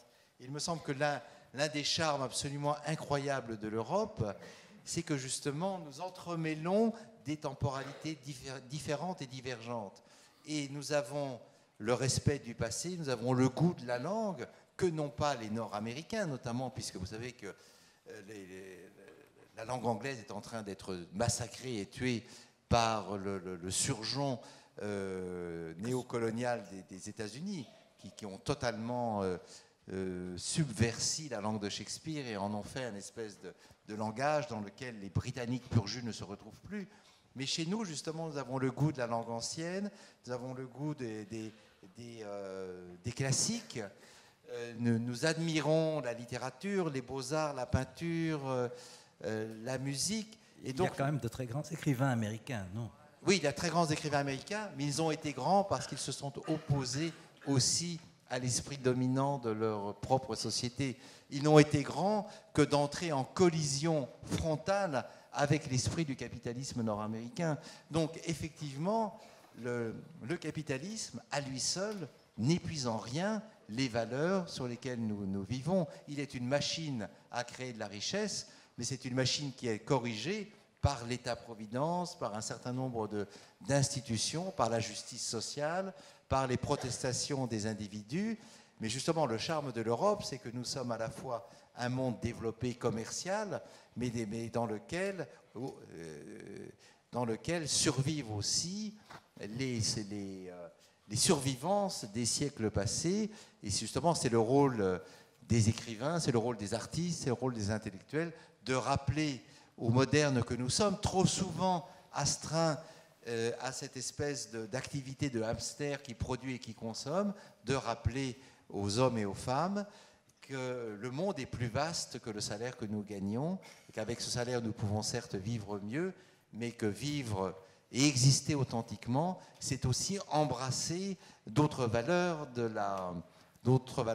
la culture et de la société. C'est en cela, effectivement, que moi, je préfère l'Europe, même si j'aime beaucoup les États-Unis, mais je me sens européen profondément, et j'étais désespéré de voir qu'un mouvement populiste et Chauvin voulait détruire l'Europe, mais je suis heureux que depuis quelques jours, nous ayons mis fin à cette vague de néopopulisme identitaire qui était quand même très inquiétant. Oui, on est très heureux à Bruxelles aussi, comme vous. Je vais rapidement, très rapidement, parce qu'il est tard, donc je vais faire un tour de parole. Donc je vais prendre quelques questions. Je vous demande, la seule contrainte, ce n'est pas une contrainte de contenu, mais c'est des questions courtes. Et les orateurs répondront en conclusion aux questions qui leur sont adressées. Donc vous pouvez passer le micro à la première, il y a une demande là. Bonsoir, messieurs, dames.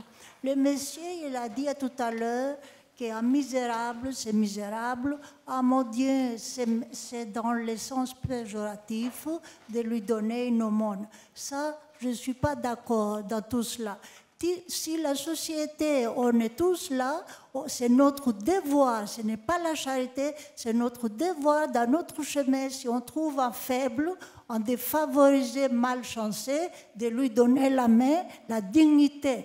La pièce de métal, il n'y a aucune valeur. C'est la conscience et l'intelligence et la noblesse d'esprit de l'homme. Merci. Voilà, merci. Une autre question, je vais commencer là à gauche et puis je terminerai à l'aile droite.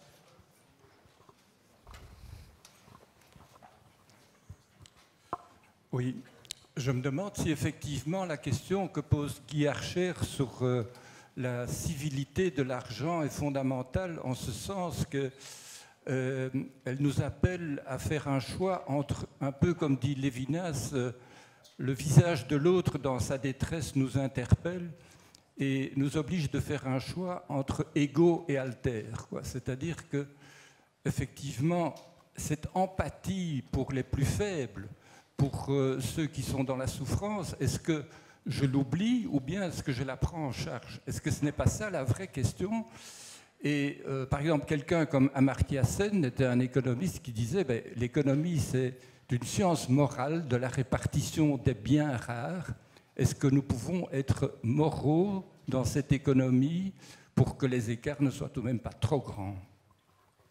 Merci. Je vais au milieu. Je ne sais pas s'il y a des questions au milieu. Enfin, je dis dans la travée du milieu. Oui. Bonsoir. Voilà, excusez-moi, c'est toujours difficile de parler en public. Mais je voudrais revenir en fait par rapport au pouvoir de l'argent, mais le rapport que chacun entretient avec l'argent est aussi fonction de sa situation existentielle, de son portefeuille. Et je me souviens d'un passage dans un livre de Toni Morrison où elle révélait que l'intégrité était difficile quand on n'avait pas la fortune. Et donc, la question par rapport à l'argent, est-il le maître du monde? C'est en fait comment chacun de nous pouvons en fait vivre avec le portefeuille que nous avons chacun et comment les super riches en fait, traitent leur argent qui fait qu'ils soumettent ceux qui en ont moins. Et voilà, c'est plus par rapport à cette dénivellation, c'est le pouvoir qu'on a quand on est très riche et ce qu'on utilise comme puissance pour garder le reste du monde dans un niveau qui ne lui permette pas de vivre honorablement. Merci. Est-ce qu'il y a encore des questions? Vous avez parlé de l'argent, j'imagine qu'on aurait pu parler de l'or, du platine, etc., etc. Et l'importance du crédit, de la naissance du crédit, c'est-à-dire qu'on a fabriqué une espèce d'argent qui n'existait pas matériellement et qui débouche aujourd'hui à de la création de monnaie, puisqu'on parle de politique monétaire et d'abondance d'argent qui est mis à la disposition des États. Donc ici, nous avons principalement traité de l'approche individuelle, mais qu'en est-il en réalité du monde dans lequel nous vivons? Nous avons des blocs qui créent de l'argent, des sommes absolument colossales, qui n'ont rien à voir avec ce qu'on peut appeler la richesse individuelle et leur impact réel. Les gens ne s'en rendent pas compte, mais pourtant c'est un des phénomènes les plus inconnus aujourd'hui de l'humanité. Ces liquidités absolument extraordinaires qui sont créées par les banques centrales, mises à la disposition des États.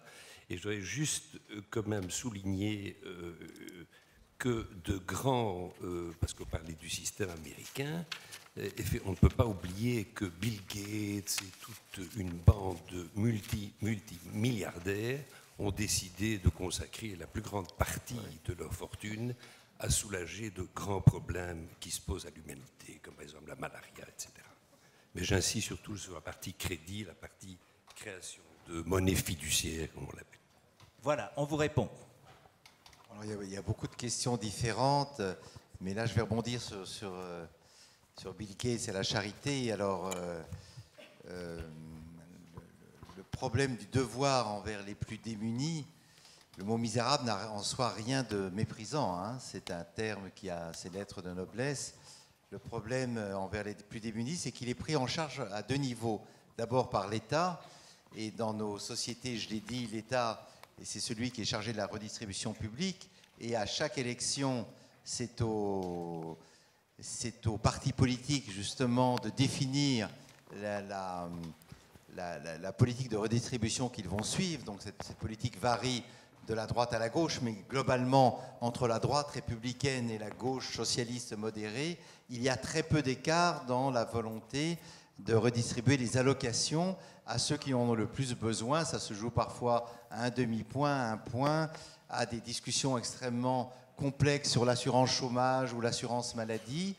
Vous avez vu qu'aux États-Unis, la même chose s'est produite, puisque Donald Trump a essayé de détruire le système d'assurance maladie mis en place par Barack Obama. Il n'y a pas réussi, tout simplement parce qu'une bonne partie de l'électorat républicain y est lui-même sensible et en bénéficie.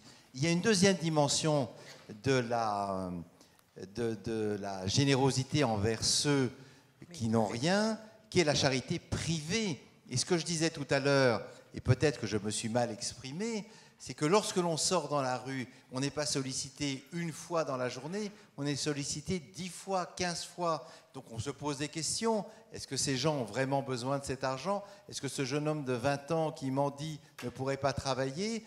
Donc on ne prend pas le mendiant pour argent comptant. Je suis désolé, on a lu Dickens, on a lu Victor Hugo. Il y a des gens malheureux, il y a aussi des simulateurs. Et à Paris, je peux vous dire qu'il y en a aussi de très nombreux. Et que par conséquent, on devient un donateur avisé.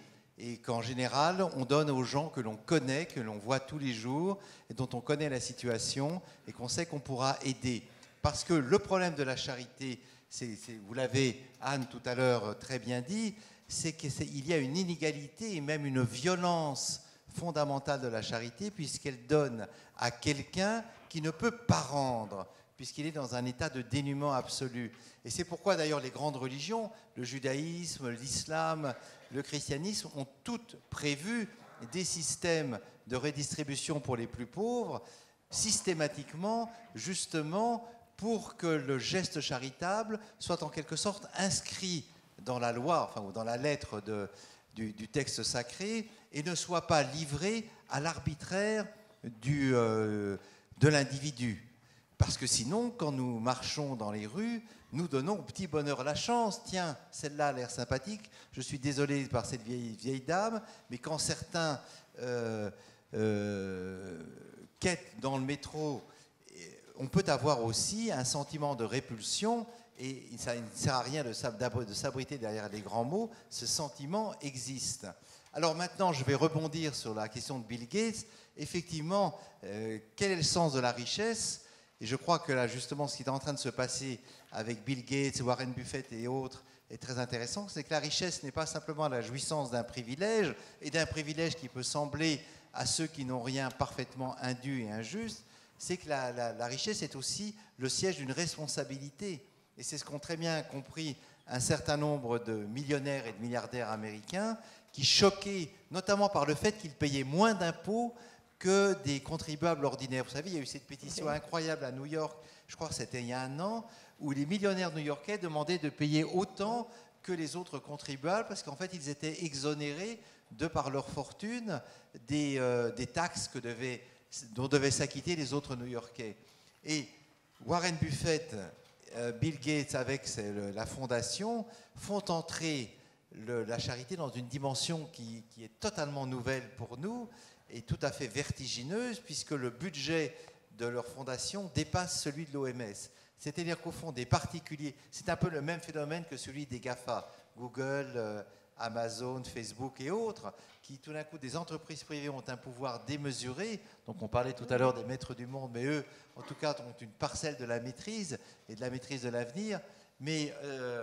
Et donc Bill Gates et ses acolytes, non seulement risquent de tomber dans ce qu'ils dénoncent dans l'OMS, dans le pouvoir de l'OMS et des États, c'est-à-dire le phénomène bureaucratique. Je ne sais pas si vous êtes allé je crois que c'est à Portland, le siège justement de la fondation Bill Gates, c'est déjà gigantesque. Donc tout ce que les organisations privées reprochent aux États, elles sont en train de les reproduire, mais surtout les stratégies médicales et épidémiologiques mises en place par ces fondations fait qu'on peut considérer en quelque sorte qu'un certain nombre de maladies vont être ciblées, désignées et vont disparaître. Je sais que Bill Gates a fait notamment des vaccinations en Afrique qui ont permis d'éradiquer un certain nombre de choses et ça pose des problèmes aux médecins, ça pose des problèmes aux États parce qu'ils ont là une force de frappe qui n'est freinée que par les limites de la science elle-même. Mais dès qu'un laboratoire trouve, par exemple, comme ça a été le cas en France récemment, un vaccin contre le sida, vous savez que c'est une tentative qui a été faite par un laboratoire de biotechnologie français, et on est au stade des essais thérapeutiques, immédiatement, effectivement, ces fondations les rachètent et étendent ensuite, grâce à leur force de frappe, le moyen d'action de ces vaccins au monde entier. Donc, on voit bien là qu'on est vraiment aux deux extrêmes de la chaîne. Le citoyen privé, homme ou femme, qui marche dans la rue et qui voit des gens allongés par terre et qui décide de donner une certaine somme, même si cette somme n'aidera évidemment pas les gens à s'en sortir, et puis les multimilliardaires qui décident de mettre leur puissance au service de la paix, de la santé, et dont l'action est quand même assez, c'est quand même assez extraordinaire. Et puis vous avez, entre les deux, vous avez les ONG, vous avez aussi en France, par exemple, je crois, 2000 organisations, 2000 fondations de gens qui ont choisi une sorte de rayon entre les deux, qui sont par exemple des gens aisés qui fondent une petite ONG, partent en Afrique, se lient d'amitié avec en Afrique, en Asie, en Amérique latine, ou en Europe, puisque nous avons en Europe aussi des cas de misère, se lient d'amitié avec un village, avec une communauté, et redouble le don d'argent d'un lien d'amitié. Et ça, effectivement, c'est peut-être ça, au fond, la vraie charité, c'est quand l'amitié et la fraternité viennent redoubler l'assistance purement matérielle. Alors peut-être qu'à ce moment-là, la charité n'est pas simplement le geste toujours un peu condescendant de celui qui a envers celui qui n'a rien. Et c'est peut-être ça, au fond, la définition d'une juste charité. Et alors maintenant, je vais répondre à la dame qui m'a demandé la question sur ceux qui ont beaucoup et ceux qui ont moins. Le paradoxe de l'argent et la difficulté, ça rejoint un peu la question que vous me posiez tout à l'heure sur l'aisance, c'est que la liberté que donne l'argent, quand on en a, quand on commence par exemple à toucher son premier salaire, c'est qu'il permet de ne plus penser à l'argent. Vous gagnez quelques milliers d'euros, vous vous sentez tout d'un coup pousser des ailes. Vous pouvez vous acheter un certain nombre de choses, prévoir de partir en vacances, payer un loyer, agrandir votre appartement. Simplement, pour que cette insouciance que procure l'argent se poursuive, il faut continuer à travailler. Et pour continuer à travailler, il faut donc avoir des ambitions professionnelles, il faut avoir une stratégie de carrière. Et donc, effectivement, comme le disait la personnage d'un film dont j'ai oublié le titre, l'argent n'a aucune importance, l'important c'est d'en avoir. Derrière cette phrase tout à fait cynique, il y a quelque chose de vrai, c'est qu'effectivement, pour ne pas penser à l'argent il faut déjà en avoir un petit peu, et pour en avoir un peu, il faut travailler, et donc il faut effectivement se soucier de pouvoir terminer les fins de mois et de boucler son budget. Et donc c'est ça peut-être la spirale infernale de l'argent dans laquelle nous sommes tous pris à tout moment, y compris les millionnaires, parce que vous savez à quoi on reconnaît un millionnaire?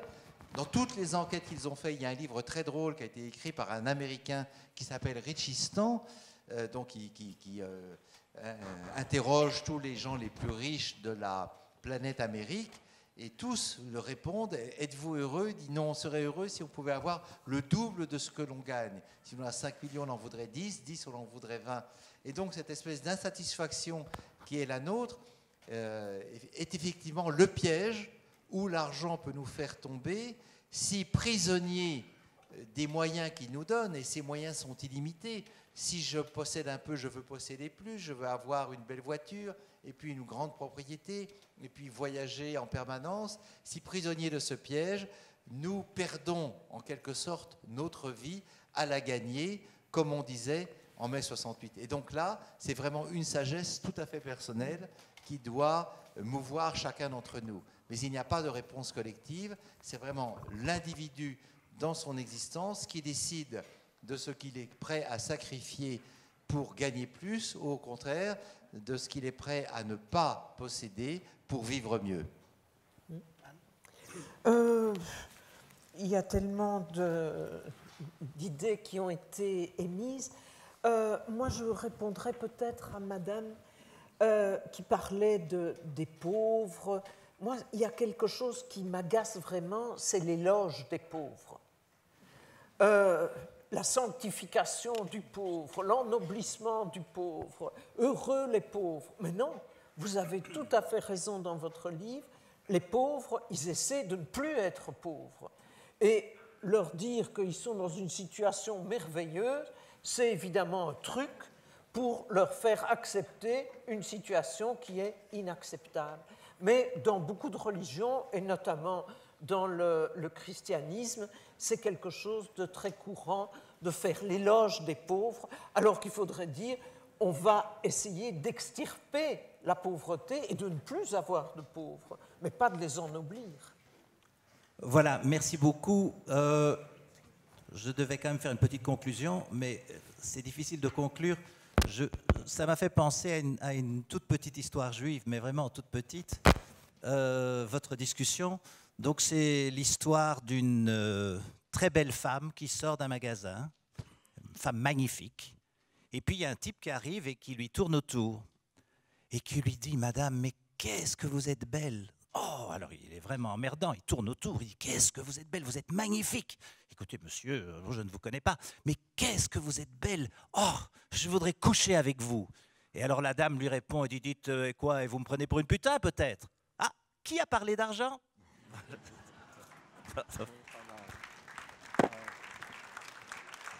Merci beaucoup à Anne et à Pascal, c'était une très bonne soirée. Merci beaucoup à vous deux.